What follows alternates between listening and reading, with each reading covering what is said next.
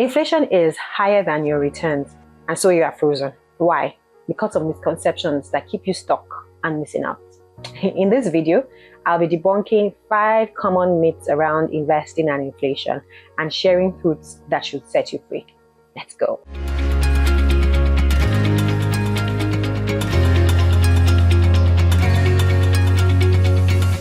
Hi, my name is Ola. I'm a finance professional with over 15 years experience in finance, investment, and economic analysis.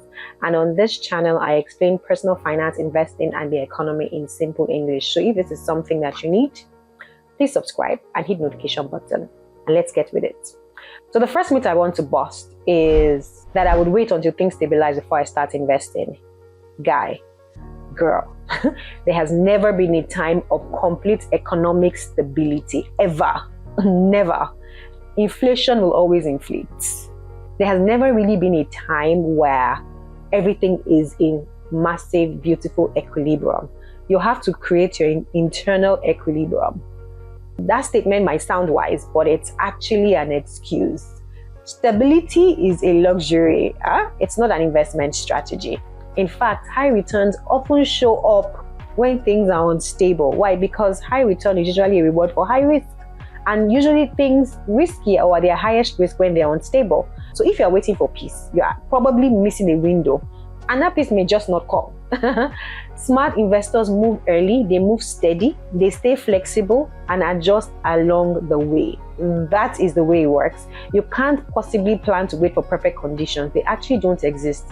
And you can't create those perfect conditions on the outside. So what's the plan? The second myth is that government bonds are not the best because there's inflation. Let's get the facts right. Government bonds are safe. They're actually safe. And they bring steady cash flow. Such that in an unstable environment, cash flow is good. Cash flow is what can give you put your money away in an investment, so your own capital has gone. But that cash flow that comes is what gives you a right and an opportunity to invest in other things. Because in an unstable environment, cash is king. So anything that is bringing you cash is an opportunity. You shouldn't write it off. It should be a good part of your portfolio. Yeah, let's rethink these things, right? Another myth that I've found is, I don't have millions. This whole compounding thing begins to make sense when you have millions, right?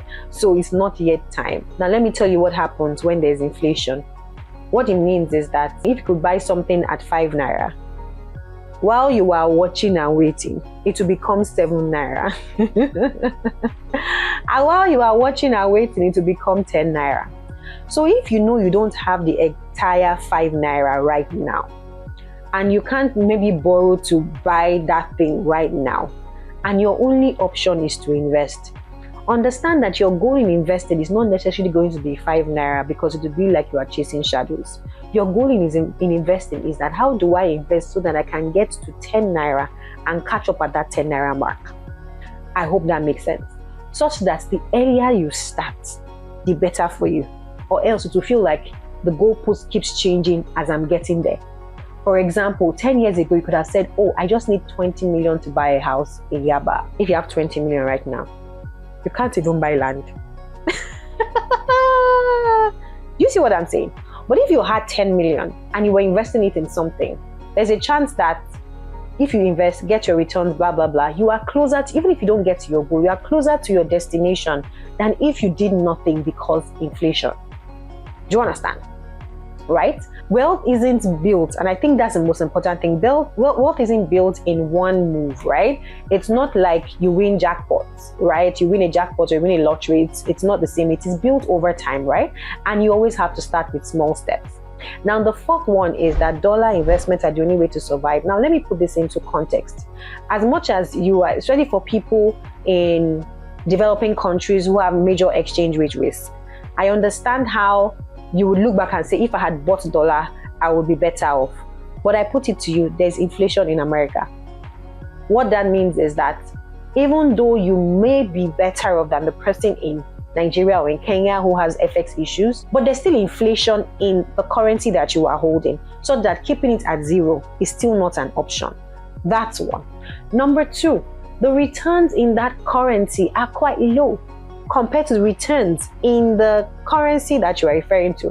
What do I mean? US Treasury is at 4%, maybe 3-4%-ish, 4%-ish on 10-year.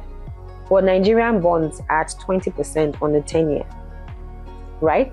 In that 10-year period, after the initial shock bombs up and down, blah, blah, blah, somewhere in the next 10 years, both bond yields are going to come down, right?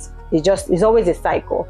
Now, imagine the Nigerian bond goes from 20 to 10 in terms of yield, meaning that the price goes up. Have you not made money? Or think about it on the flip side. You lock in your 10-year bond, and 3 years down the line, everybody's coming with 8% return on Naira, blah, blah, blah, but you are sipping tea with your 20% that you locked in. That's how investing works. You can't just sit down and say there's only one thing. You have to look broadly, right? If all your focus is on USD investing, you might miss out on high yield Naira investments that could outperform if structured well. The smart move is to actually diversify, blend currencies, blend asset classes, and play the long game. Don't throw the baby out with the inflation water. You understand what I mean? And the final myth, which I think is actually the worst or the highest impact, right, is that since inflation is higher than the return, there's no point investing. This one holds people hostage. It actually holds people hostage. Yes, ideally you want returns to be higher than inflation, but here's the truth. Losing less is better than losing all. In one of my videos, I gave this analogy.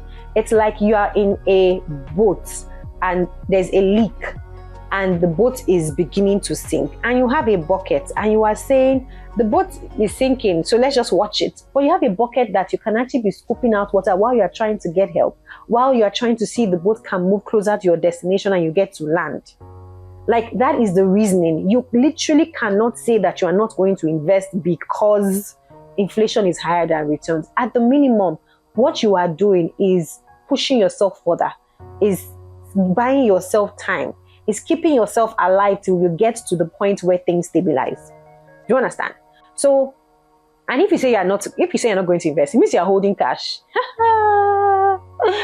Hey, I'm not sure. I think you need to subscribe to this channel and also our newsletter, because this math ain't mathing.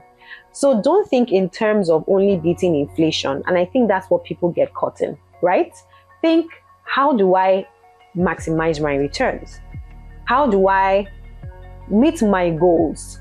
How do I position for future gains?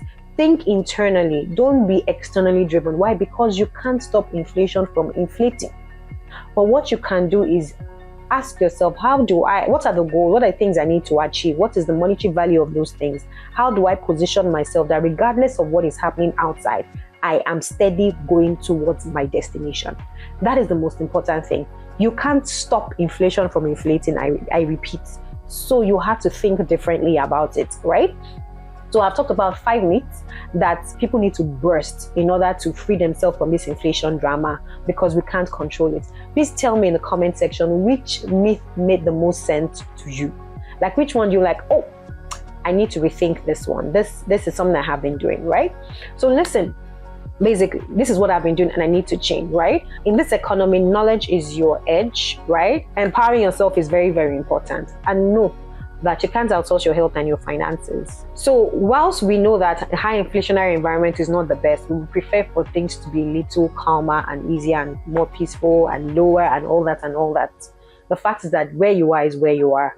You need to engage, right? You can't sit down on the sidelines and expect life to be good. You have to create the experience that you want. So take notes. I always went with this.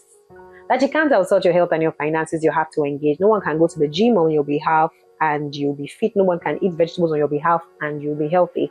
It's the same way you can't outsource your health and your finances. You always have to engage. See you in the next video. Bye.